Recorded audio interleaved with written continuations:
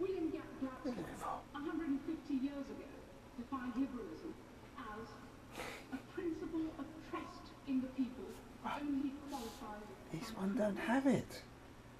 It is that combination of trust and prudence. This one don't have it. Of this bill. Yeah. In the run for Euro elections we mentioned earlier, Doesn't have it. regular snippets of Euro news. Don't have it. This nugget, an interesting one for you. No. On Thursday, Marine Le Pen, leader of France's No. Front National, said that her party This is has not far more in Contour. common This with is UKIP GoPro. than UKIP could In care an to hour admit. laser level beam. The two parties could help bring down the burning So don't have your toy on it. part of Euro elections. Now to the UK and something more immediately pressing, the recent storms and floods.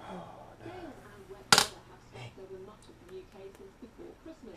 Thousands of people in the south of England were left without electricity over the holiday, and floods are continuing to cause disruption in many parts. As homeowners and businesses track the costs, questions have been asked about our flood defences and the preparedness of local authorities and power companies. At a subdued Prime Minister's question, the Labour leader Ed Miliband raised the subject with David Cameron.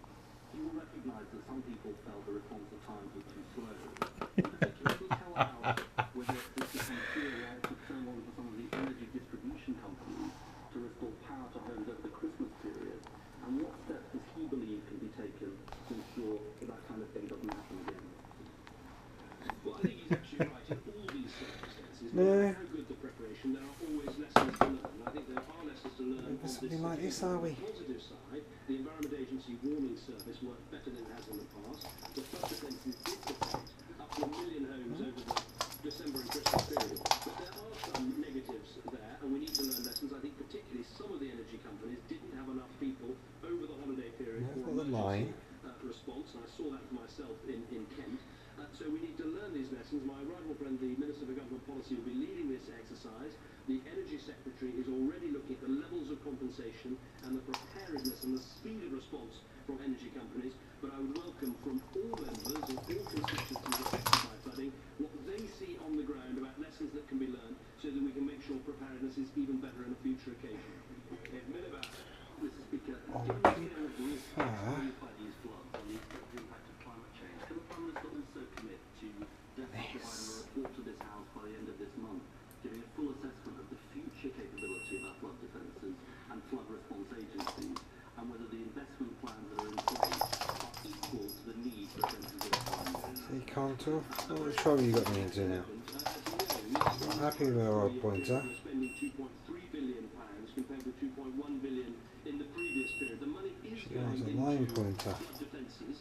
What was the zero camera? With the early December flooding action, about 800,000 homes protected by previous flood defence work, and over the Christmas period a further 200,000 houses affected. But whenever there is flooding, it then makes sense to look again at the proposals that are in the programme for flood defence work and to see what more can be done. As well as the government money, we're keen to lever in more private sector and local authority money, which is now possible under the arrangements, but I'm happy to commit, as he says, for the Environment Secretary to come back and report to the House about the level of expenditure in the years going ahead. The Prime Minister will know that the science is clear that the extreme weather conditions affecting our communities, including around the Kent Estuary in West Midlands, are a destructive and inevitable consequence, at least in part, of climate change. Now, given that he has said that this should be the greenest government ever, will he now agree to support carbon reduction targets so that we can take real action to protect people and property?